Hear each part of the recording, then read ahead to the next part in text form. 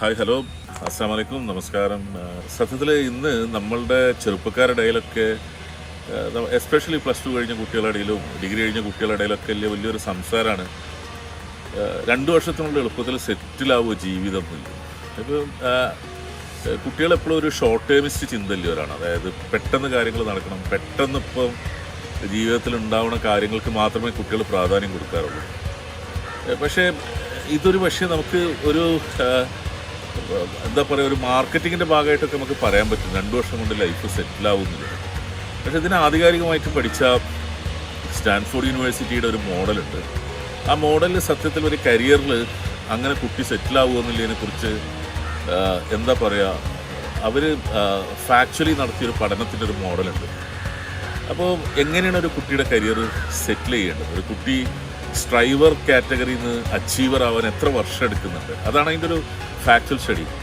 ഇങ്ങനത്തെ കുറേ കാര്യങ്ങളാണ് 11-ാം തീയതി എന്താവുന്നത് PM ഓഡിറ്റോറിയത്തിൽ നടക്കുന്നത്. അപ്പോൾ അതിലേക്ക് നിങ്ങൾ ഓരോരുത്തരും വരിക. നിങ്ങളുടെ ലൈഫ് 2 വർഷം കൊണ്ട് സെറ്റിലാവുമോ, നിങ്ങളൊരു സ്ട്രൈവർ കാറ്റഗറിയിൽ നിന്ന് അച്ചീവർ കാറ്റഗറി ആവുക 2 വർഷത്തിനുള്ളിലാവുമോ, അതോ അതിന് സമയമെടുക്കുമോ? അത് വലിയൊരു ചോദ്യമാണ്.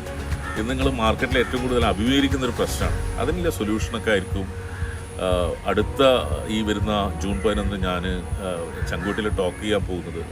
നിങ്ങളെല്ലാവരെയും ഹാർദവമായിട്ട് ക്ഷണിക്കുകയാണ് ലണ്ടൻ ബ്രിഡ്ജ് 2.0 എന്ന പ്രോഗ്രാമിലേക്ക്. മലയാള മനോരമയാണ് അത് സംഘടിപ്പിക്കുന്നത്.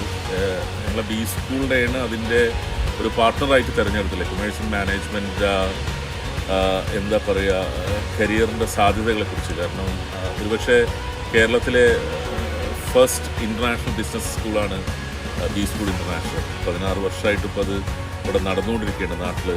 അപ്പോൾ മലയാള മനോരമ ഞങ്ങളതിൽ തിരഞ്ഞെടുത്തതിൽ ഞങ്ങൾക്ക് സന്തോഷമുണ്ട്. അവരുമായിട്ട് ചെയ്തിട്ടാണ് ഈ പ്രോഗ്രാം ചെങ്കോട്ടിയിൽ സംഘടിപ്പിക്കപ്പെടുന്നത്. നിങ്ങളെല്ലാവരെയും ഒന്നുകൂടി ക്ഷണിക്കുന്നു. Vishu all the best.